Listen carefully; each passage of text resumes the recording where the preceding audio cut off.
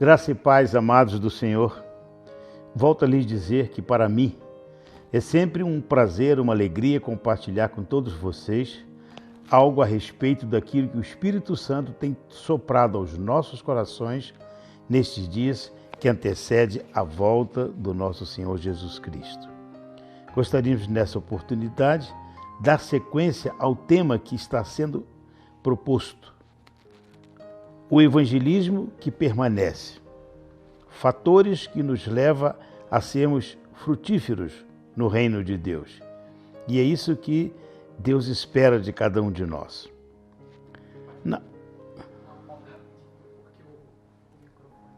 Gostaríamos nessa oportunidade dar sequência ao tema que está nos sendo proposto.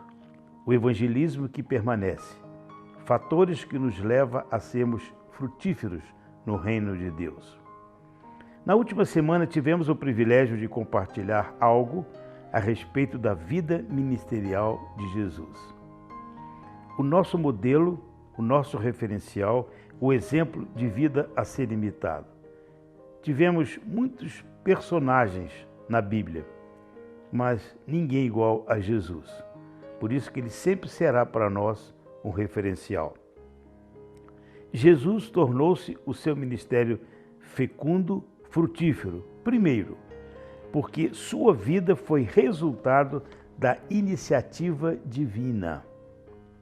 João 7:28b diz o seguinte: Não vim a este mundo porque eu de mim mesmo o quisesse, mas aquele que me enviou é verdadeiro. É importante nós entendermos que nós estamos no reino de Deus, foi porque o Senhor nos escolheu, o Senhor nos separou. Nós poderíamos ter dito, não quero, não desejo, e aí seria uma outra história. E se nós estamos aonde estamos, na posição que estamos, na casa de Deus, primeiramente foi porque o Senhor nos separou, o Senhor nos escolheu.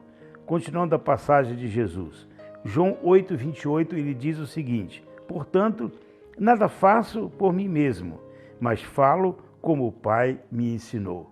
Aqui está o grande segredo. A nossa comunhão com o Espírito Santo vai trazer um resultado tremendo. Eu vou falar, eu vou transmitir aquilo que está no coração do Pai. Eu simplesmente serei o porta-voz do Senhor aqui na terra. Do João 8:29, Jesus continua dizendo: E aquele que me enviou está comigo, não me deixa só, porque eu faço sempre o que lhe agrada. O grande segredo hoje é estarmos agradando ao Pai em tudo aquilo que Ele está nos propondo a realizar. Igreja, volto a lhes dizer, para nos tornarmos frutíferos, precisamos nos originar no Pai. Não há como ganhar vidas para Jesus sem a sábia orientação do Senhor sobre nossas vidas. Deus tem um plano. Quando Deus diz alguma coisa, isto será frutífero. Precisamos simplesmente nos aquietar e esperar o tempo e a hora de Deus.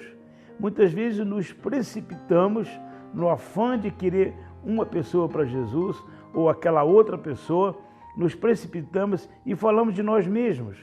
E essa palavra não vai atingir o coração daquela pessoa que está desejosa de conhecer o Senhor.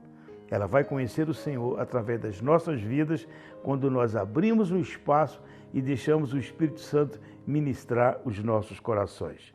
Por isso que o Salmo 46:10 diz: Aquietai-vos e sabei que eu sou Deus. 2 Pedro 3:9 diz o seguinte: O Senhor não retarda em cumprir a sua promessa, como alguns a julgam demorada. Pelo contrário, Ele é paciente, é longânimo com vocês, não querendo que ninguém pereça, mas que todos cheguem ao arrependimento. Não é na primeira abordagem que muitas vezes nós vamos tocar aquele coração. Muitas vezes Satanás está prendendo aquela vida e nós precisamos de uma estratégia de Deus para romper com essa ligação que já perdura muito tempo. Por isso que o Senhor está dizendo aqui, Ele não retarda em cumprir a sua promessa, como alguns a julgam demorada. Ele é paciente. O que Ele quer de nós é uma predisposição para sermos trabalhados por Ele, para levarmos Jesus com segurança, com firmeza, com determinação ao coração das pessoas. O nosso Deus nunca chega atrasado. Lembre-se disso. Portanto, fecundidade começa com a iniciativa divina. Deus é o mais interessado na conversão das pessoas. Outro ponto de destaque que mencionei na semana passada. Jesus tornou-se frutífero porque vivia num relacionamento divino. Lucas 6,12 é um forte exemplo. Naqueles dias, é um forte exemplo. Naqueles dias, retirou-se Jesus para orar e passou a noite inteira orando a Deus. Volto a lhes dizer, Jesus tornou-se frutífero porque vivia num relacionamento divino. Das 3 às 6 da manhã, todos os dias ele estava em comunhão com o Pai. Ele precisava saber o que estava no coração do Pai em relação ao dia seguinte. E o texto diz, naqueles dias retirou-se Jesus para orar e passou a noite inteira orando. E quando amanheceu, chamou a si os seus discípulos, que na realidade eram muitos seguidores de Jesus. E a Bíblia diz que ele escolheu 12 dentre eles. Houve uma revelação do Pai com relação aos 12. Então, quem deu os 12 para Jesus foi o próprio Pai. E nesse momento, Jesus escolheu esses 12 homens e começou a trabalhar com eles. Lembre-se desta frase de Jesus: muitos são chamados e poucos escolhidos, porque na realidade são poucos que correspondem ao chamado. Esses 12 corresponderam ao chamado. Os outros não sabemos, poderia ter sido 150, 200, não sabemos, mas eram muitos seguidores na época. Mas somente esses 12 reconheceram, o chamado e corresponderam plenamente o chamado de Jesus. Jesus nunca fazia coisa alguma isolado do Pai. Saímos com a missão de ganhar vidas por causa da iniciativa divina. Ide e fazei discípulos. Eis que estou convosco todos os dias. Indo e fazendo é algo contínuo e permanente. Indo e fazendo discípulos. E a promessa eterna é essa: eis que eu estou convosco todos os dias. Jamais o Senhor nos deixou sozinho nessa missão nobre. Hoje gostaria de mencionar mais alguns fatores determinantes na vida ministerial de Jesus. Quarto fator: Jesus era motivado pelo amor divino. Isso faz uma grande diferença. João 15,12, ele está dizendo para os escolhidos, para os eleitos, para os separados: o meu mandamento é este: amem-se uns aos outros, como eu os amei. Quando nós entendemos o amor divino, quando nós somos despertados para fazer a obra do Senhor, baseado nesse amor incomparável que um dia nos foi alcançado, nós vamos transmitir às outras pessoas essa segurança que nos foi passada um dia, aquelas pessoas que nós amamos, e elas certamente vão frutificar. Jesus nos deixou um forte testemunho nesta área do amor ao próximo. Basta percorrermos os evangelhos. Nunca deixou ninguém para trás. Lembra-se dessa frase? Jesus nunca deixou ninguém para trás. O episódio vivido pelo cego Bartimeu é um exemplo claro. Vejamos Marcos capítulo 10, 46 a 52. Preste atenção na leitura desse texto. Marcos capítulo 10, versículo 46 em diante. Então chegaram a Jericó, Jesus e os seus discípulos. Quando Jesus e os seus discípulos saíam da cidade, uma grande multidão os seguiu. Um mendigo cego chamado Bartimeu, filho de Timeu, estava sentado à beira do caminho. Quando Bartimeu soube que Jesus de Nazaré estava perto, começou a gritar: Jesus, filho de Davi, tenha misericórdia de mim. Jesus, filho de Davi, tenha misericórdia de mim. Muitos lhe diziam aos brados: cala-se, fica quieto. Ele, porém, gritava ainda mais alto: Filho de Davi, tenha misericórdia de mim. Quando Jesus o ouviu, parou e disse: fale para ele vir até aqui. Então, chamaram o cego. Anime-se, disseram. Venha, ele o está chamando. Bartimeu jogou sua capa para o lado, levantou-se de um salto e foi correndo até Jesus. O que você quer que eu lhe faça? Perguntou Jesus. O cego respondeu: Mestre, quero enxergar. Jesus lhe disse: Vá, pois a sua fé o curou. No mesmo instante, o homem passou a ver e seguiu Jesus pelo caminho. Esse homem nunca mais deixou o mestre. Eu quero deixar uma verdade para você, queridos. Muito importante. Seja paciente e seja perseverante. Se você está desejoso de ter um encontro com Jesus, abra o seu coração, porque o próprio Espírito Santo vai colocar alguém ao seu lado para ministrar a sua vida e você nunca mais será a mesma pessoa. João 15:13, palavra de Jesus. Ninguém tem maior amor do que aquele que dá a sua própria vida pelos seus amigos. É isso que Deus está esperando de cada um de nós, igreja. 1 João 4:10-11. Nisto consiste o amor, não em que nós tenhamos amado a Deus, mas em que Ele nos amou primeiro e enviou seu Filho como propiciação pelos nossos pecados. Visto que Deus assim nos amou, nós também devemos amar-nos uns aos outros. Versículo 11. Tudo que fazemos deve ser gerado pelo amor de Deus para com as pessoas. Guarde essa frase.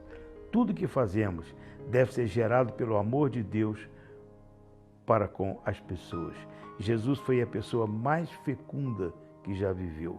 Em todos os lugares onde andou, as pessoas sentiam o amor de Deus através da expressão de Jesus. Aonde Jesus ia, o povo ouvia com alegria. Todos sentiam a mesma coisa. Deus me ama. Deus me ama. Deus me ama.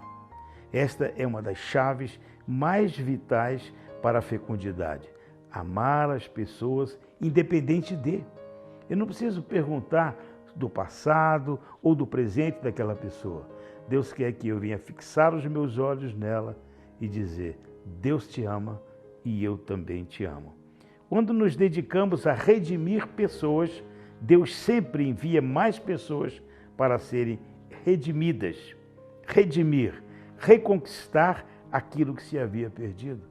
Quantas pessoas já tiveram uma vida excepcional, uma vida até servindo a Deus com integridade, mas devido a tantas situações se desviaram e hoje estão fora do aprisco. E um dos maiores desafios da igreja hoje é trazer de volta aqueles que um dia já caminharam com o Senhor. Ao longo dos anos de ministério, eu tenho tido uma forte convicção de que a igreja é um hospital para pecadores e não um asilo para os santos. Volto com essa frase. A igreja é um hospital para pecadores e não um asilo para os santos. Fator 5. Jesus não só tinha amor divino, ele tinha dedicação divina. Ele não só tinha amor divino, mas ele tinha dedicação divina. Ele era capaz de dedicar-se às pessoas que Deus lhe dera. E é isso que Deus está querendo de nós. Não basta apenas falar de Jesus para essa pessoa, não basta apenas levar ela a conhecer a Jesus através de um estudo que nós temos na comunidade, aplicar o estudo de batismo e ela descer as águas. Deus deseja que eu e você venhamos nos dedicar por um tempo ainda para que ela possa caminhar com as suas pernas e ser também um futuro homem e mulher frutífera para o reino de Deus. João 10:11, eu sou o bom pastor dá a vida pelas ovelhas. Dar a vida é o mesmo que tempo de qualidade, pastoreando, apacentando cada uma delas. Podemos dar o exemplo à família de Lázaro. Jesus não abandonou essa família. E quando ele chega diante do túmulo de Lázaro, ele fica tão assim inquieto quando ele chega para Deus e Deus responde a ansiedade do seu coração quando ele diz: Lázaro, sai para fora. E Lázaro ressuscitou e aquela família voltou a ter a alegria anterior. João 13:1. Antes da festa da Páscoa, Jesus sabia que havia chegado a sua hora de deixar esse mundo e voltar para o Pai. Ele tinha amado seus discípulos durante seu ministério na terra e os amou até o fim. Aqui está o segredo. E os amou até o fim. Leia João 13:1, você vai entender bem o que significa amou até o fim. João 17:12. Durante meu tempo aqui com eles, eu os protegi com o poder do nome que me deste. O nome de Jesus está acima de todo nome, do qual todo joelho se dobrará e toda língua confessará. Amados, se desejamos ser frutíferos, teremos que nos comprometer com aqueles que Deus nos deu. Se queremos ser frutíferos, devemos nos comprometer com aqueles que Deus nos deu. Jesus tinha esta capacidade. Seu compromisso com aqueles que Deus lhe dera era tão completo que continuou lutando com eles até que atingisse a maturidade espiritual. Igreja, cremos que esses fatores de reprodutibilidade que acabamos de compartilhar com vocês, vivido por Jesus, deixou para todos nós um grande legado, um grande exemplo de vida a ser imitado.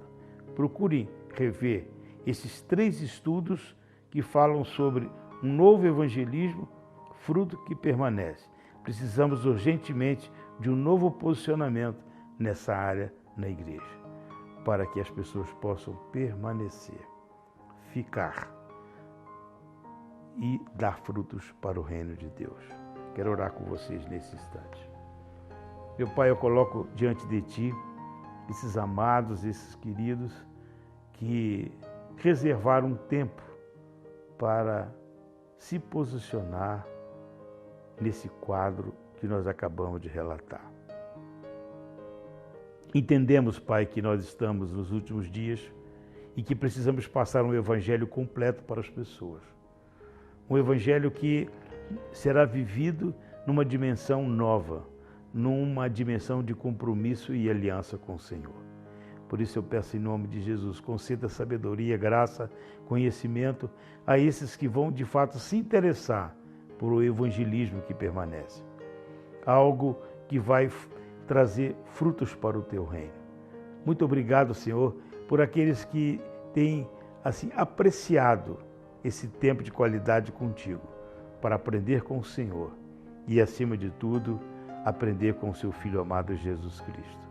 Obrigado mais uma vez por essa oportunidade que Tu nos concede de ministrar o coração daqueles que estão dispostos a avançar dentro do Teu reino. Em nome de Jesus. Amém.